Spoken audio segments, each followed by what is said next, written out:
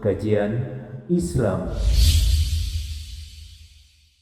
Dalam ruangan tutup, kemudian juga dalam keadaan ditutup auratnya, kita bisa melihat gambar di nomor 3. Poin yang ketiga adalah membersihkan bagian kemaluan dengan sarung tangan. Membersihkan bagian kemaluan dengan sarung tangan. Jadi artinya tidak boleh menyentuh, Pak. Tidak boleh menyentuh. Ketika tadi mendudukkan, mengurutkan, kan sudah keluar itu kotorannya di perut. Setelah itu apa yang kita lakukan? Kita membersihkan bagian baik kubul maupun dubur. Kita cuci, kita siram dengan air sehingga bersih. Kita pastikan tidak ada lagi yang terlihat ketika kita menyiram air dengannya. Dan itu dilakukan tanpa melihat dan tanpa menyentuh baik kubul maupun dubur si mayit. Tanpa melihat dan tanpa menyentuh baik kubul maupun dubur si mayit. Jamaah yang dimuliakan oleh Allah Subhanahu wa taala. Kemudian poin yang 4 yang kita lakukan terhadap si mayit adalah mewudhukannya dengan dimulai dengan basmalah. Mewudhukan si mayit dengan memulai dengan basmalah.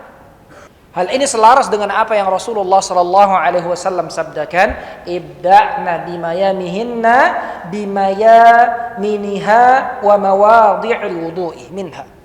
Nabi sallallahu alaihi wasallam katakan kepada sahabiyah yang memandikan putrinya Zainab, kalian mulai dengan bagian kanan dan mulai dengan bagian wudunya. Jadi yang pertama di sini adalah mewudhukannya dulu dan mewudhukannya juga dengan bagian yang kanan dulu. Jadi poin yang keempat adalah mewudhukannya. Semoga mana Nabi katakan dan perintahkan kepada sahabiyah yang memandikan putrinya Zainab radhiyallahu anha. Maka mewudhukannya jamaah yang dilakukan Allah Subhanahu wa taala, kita tidak dianjurkan memasukkan air ke mulutnya atau ke hidungnya. Akan tapi hanya mengusapnya dengan tangan kita. Mengusapnya dengan tangan kita. Kalau bisa sarung tangan yang dibuat tadi di dubur dan kubul itu berbeda dengan sarung tangan yang digunakan untuk berwudu, Pak. Kita mau nggak perlakukan hal yang sama kepada si mayit? Jadi kita mewudhukannya dengan mengganti sarung tangan yang bersih. Biasanya itu disediakan 2 sarung tangan. Biasanya disediakan 2 sarung tangan di situ. Jamaah melakukan Allah Subhanahu wa taala, kemudian kita mewudhukan sebagaimana wudu untuk salat. Mewudhukan bagian mulut, kemudian bagian muka, hidung. Kemudian setelah itu kita mewudhukan bagian tangannya sebelah kanan. Kita mulai dari bagian kanan. Bimayaminiha, dengan bagian kanan. Kemudian bagian kiri. Kemudian setelahnya kita basuhkan wajahnya, kemudian bagian telinga, kemudian kaki bagian kanan, kemudian bagian kiri. Jamaah yang melakukan Allah Subhanahu wa taala, maka ini yang keempat yaitu kita mewudhukannya. Karena hadis dari Rasulullah sallallahu alaihi wasallam yang menjelaskan tentang hal tersebut, yaitu hadisnya diriwayatkan oleh muttafaqun alaih. Kemudian jamaah yang melakukan Allah Subhanahu wa taala, sepertinya ada hal yang tertinggal ya. Kita cut dulu pada poin yang keempat, mewudhukan. Ada poin yang penting yang kita sampaikan sebelum melakukan pemandian. Apa yang kita persiapkan barang-barangnya? Oke, ini kita kembali lagi flashback. Yang kita persiapkan sebelum memandikan jamaah yang dilakukan oleh Allah Subhanahu wa taala, yang pertama adalah menyiapkan air yang cukup. Biasanya air yang cukup tersebut dengan jumlah yang banyak, biasanya dengan 2 tong misalnya, atau dengan ada keran yang nyambung. Ada selang yang nyambung. Pertama menyiapkan air yang cukup, kemudian yang kedua menyiapkan daun bidara, dihaluskan dan dicampurkan dengan air. Dan dicampurkan dengan mungkin kita bisa bilang dengan ember kecil. Dengan air. Menyiapkan daun bidara dan dihaluskan, dicampurkan dengan air. Kemudian yang berikutnya adalah menyiapkan kapur barus, dihancurkan, dihaluskan, kemudian juga dicampurkan dengan air. Menyiapkan kapur barus, kemudian dihancurkan dan dihaluskan dengan air. Kemudian menyiapkan sampo, sabun, dan alat pembersih. Jamaah yang oleh Allah Subhanahu wa taala, sekarang kita kembali lagi kepada poin yang keempat tadi, mewudhukan. Setelah kita siapkan tadi air tadi yang cukup dalam keadaan ruang tertutup, kemudian dalam kapur barus yang sudah dicampurkan dengan air, daun bidara yang sudah dicampurkan dengan air, kemudian setelah kita mewudhukannya jamaah yang Allah Subhanahu wa taala, maka setelah itu kita dianjurkan untuk mengkeramas bagian kepala setelah diwudhukan. Mengkeramas bagian kepala dan bagian janggut dengan daun bidara. Apabila tidak ada daun bidara, maka bisa dengan sampo. Karena sebenarnya daun bidara itu yang membersihkan, sama keadaannya seperti sampo dan sabun. Kalau kita ada dua-duanya, kita gabungkan. Maka membersihkan kepalanya dengan daun bidara. Kemudian jamaah Allah Subhanahu wa taala, setelah kita keramasi dengan daun bidara, kemudian kita basuh kembali. Ini poin nomor 5 ya. Kita basuh kembali. Kemudian air sisanya daun bidara tersebut tetap kita siapkan untuk mencuci jasad si mayit juga. Maka pada poin yang nomor berikutnya, yang kelima adalah, yang kelima apa yang kita lakukan jamaah Allah Subhanahu wa taala, yaitu kita mencuci bagian kanan si mayit. Mewudhukan, mencuci bagian kepalanya, kemudian kita mencuci bagian kanan si mayit. Hal ini sebagaimana Rasulullah SAW sabdakan, ibda bimayaminiha, mulai dari bagian kanan, dicuci bagian kanannya dari depan, disiram dari bagian atas ke bawah, disiram dari bagian atas ke bawah, kita cuci, kita campur dengannya daun bidara, kita campur dengannya daun bidara ketika mencucinya, kemudian setelahnya kita campur juga dengan sabun untuk lebih membersihkan. Oke? Bukan hanya sekedar disiram kemudian dicuci ngasal, enggak, akan tapi bagian kanan dulu kita cuci. Kita sabuni bagian kanan jamaah Allah Subhanahu wa taala. Kemudian setelah kita cucikan bagian kanannya, bagian depan, kemudian kita angkat. Oke? Kita angkatkan sedikit, kita balik, kemudian bagian belakangnya juga kita siram. Kita cuci 3 kali dengan sabun dan dengan daun bidara tadi. Kita bersihkan. Oke.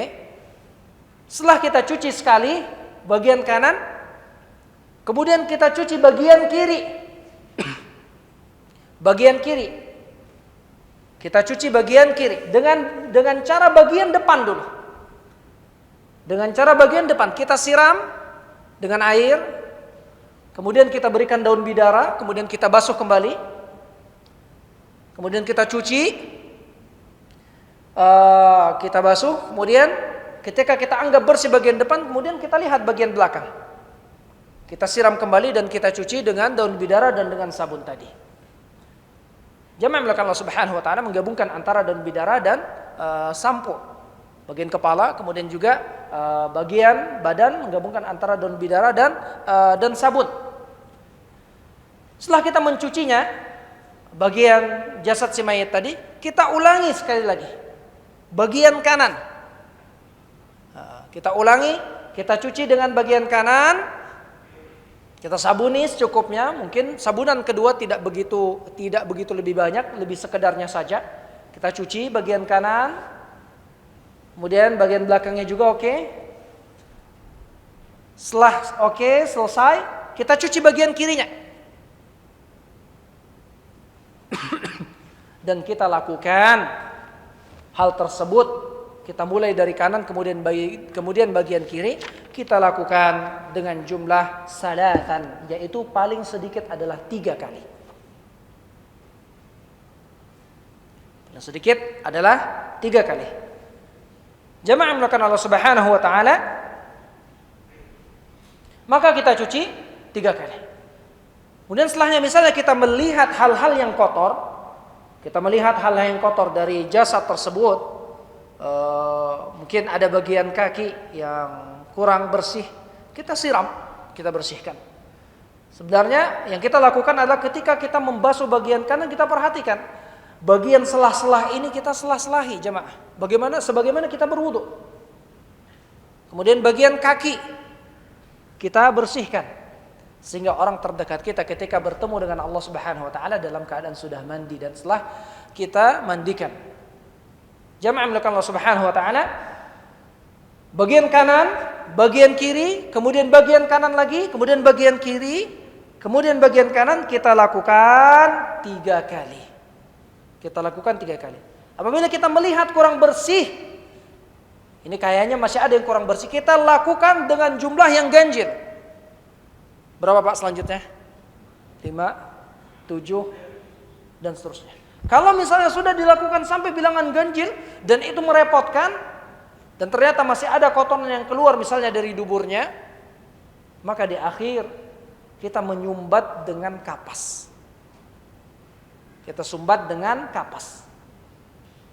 Kemudian poin yang berikutnya adalah setelah kita memandikan tadi dan memberikan daun bidara dan juga telah menyabuninya, campurkan antara daun bidara kemudian sekali dengan sabun, maka hal yang kita lakukan selanjutnya adalah kita memotong kuku si mayit. Dianjurkan, disunnahkan untuk memotong kuku si mayit dan memendekkan kumisnya si mayit. Dan tidak dianjurkan untuk memotong atau memendekkan bulu ketiaknya si mayit atau bulu kemaluannya. Dan tidak dianjurkan karena hal tersebut menyulitkan dan juga hal tersebut menyebabkan bisa tersingkap aurat di bagian si mayit. Kemudian hal yang tidak dianjurkan juga setelah kita memandikannya, yaitu kita menyisiri rambut si mayit. Menyisiri rambut si mayit ini adalah hal yang tidak dianjurkan. Karena dikhawatirkan bisa tercabutnya rambut si mayit. Maka tidak dianjurkan untuk menyisir rambut si mayit. Kan tapi merapikannya saja dengan tangan. Adapun apabila dia adalah jenazah wanita, maka disunnahkan untuk dikepang 3. Jadi Pak, kalau misalnya qadarullah ternyata abi duluan Mi, ya udah nanti abi kepang Umi. Dikepang 3 kemudian disatukan dan ditaruhkan ke belakang. Jamaah melakukan Allah Subhanahu wa taala. Maka ini yang dilakukan, yaitu apabila jenazah laki-laki, baik laki-laki maupun perempuan, kita tidak dianjurkan untuk menyisiri, khawatir rambutnya lepas. Cukup merapikannya saja. Adapun wanita dikepang dan disatukan. Jamaah yang dimuliakan oleh Allah Subhanahu wa taala, sebelum kita mengangkat jenazah tersebut, tadi di awal kita telah mempersiapkan kapur barus yang telah dihaluskan ya Pak ya. Kapur barus yang telah dihaluskan. Maka Rasulullah sallallahu alaihi wasallam bersabda dalam hal ini, waja'al fi akhiraha kafuran. Nabi sallallahu alaihi wasallam mengatakan, maka hendaklah yang terakhir daripada pemandian tersebut, daripada basuhan terakhir adalah waja'alna fil akhirati kafuran aw syai'an min kafurin. Maka yang terakhir kapur barus itu bukan di awal Pak. Bidara iya pertengahan. Apa? Yang terakhir kali adalah air kapur. Dibasuhkan. Dibasuhkan secara menyeluruh. Jamaah melakukan Allah Subhanahu wa taala, maka ini terkait masalah praktek pemandian jenazah. Yang pertama adalah kita ulangi, pertama adalah menempatkannya di tempat yang untuk di meja. Kemudian yang kedua mendudukkannya dan mengurut bagian perutnya sehingga kotorannya bersih. Kemudian berikutnya adalah membersihkan bagian kubul dan duburnya tanpa melihat dan menyentuh. Kemudian selanjutnya adalah mewudukannya. Kemudian yang kelima adalah dianjurkan untuk mengkeramasi rambutnya dengan daun bidara dan juga dengan sampo. Kemudian yang keenam adalah mencuci bagian kanan terlebih dahulu, kemudian bagian kiri, dan hal ini dilakukan 3 kali, bagian kanan, bagian kiri, oke. Kemudian diulangi lagi yang berikutnya, bagian kanan, bagian kiri, dan seterusnya. Kemudian yang berikutnya adalah dilakukan secara 3 kali. Yang ke-8 atau yang terakhir adalah yaitu menyiramkan air kapur barus yang telah dihaluskan ke jasad si mayit tersebut. Jamaah yang dimuliakan Allah Subhanahu wa taala, maka ini adalah terkait poin yang kedua, yaitu memandikan jenazah. Kemudian lantas timbul pertanyaan bagi kita. Mereka yang memandikan jenazah, bagaimana kriteria mereka? Kriteria orang yang memandikan jenazah yang pertama adalah jamaah yang dimuliakan Allah Subhanahu wa taala, yang paling berilmu. Tentunya adalah al-ilmu qabla al-qauli wal amal. Berilmu sebelum berkata dan beramal. Kemudian yang kedua adalah pihak keluarga. Orang yang dianjurkan untuk mandikan adalah pihak keluarga. Kalau dia berilmu, maka yang kedua adalah pihak keluarga. Subhanallah, jamaah yang dimuliakan Allah Subhanahu wa taala. Hal ini sebagaimana yang diutarakan, yang diharapkan oleh Bunda Aisyah binti Abi Bakar radhiyallahu anhuma. Dia mengatakan, "Lau kuntu istaqbaltu min amri mastadbartu ma ghassala an-nabi sallallahu alaihi wasallam ghairu nisa'i." Aisyah radhiyallahu anha mengatakan, seandainya, kata Aisyah radhiyallahu anha, seandainya aku bisa mendapati keadaan yang lampau, seandainya. Dia cuma bercerita, bukan berarti mengatakan penyesalan.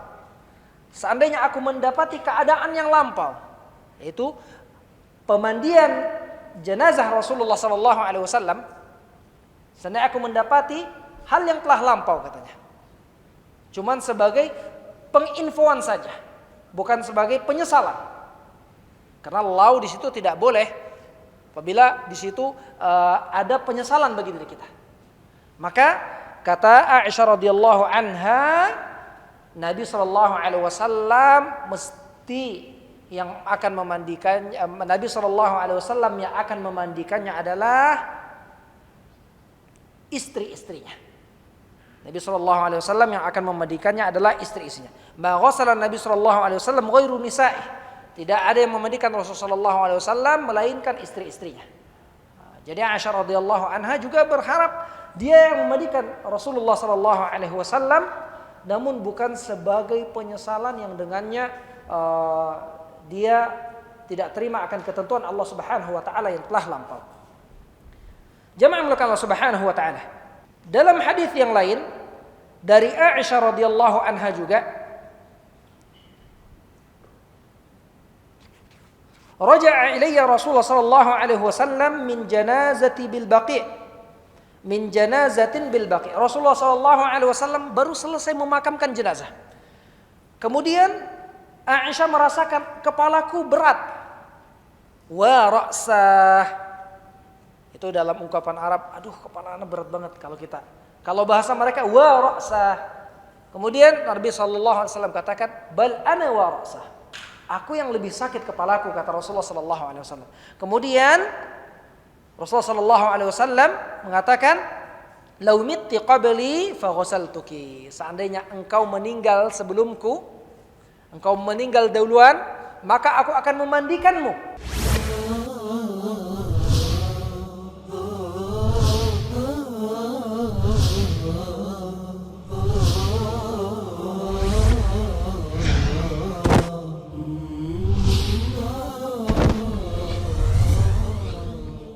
Kajian Islam.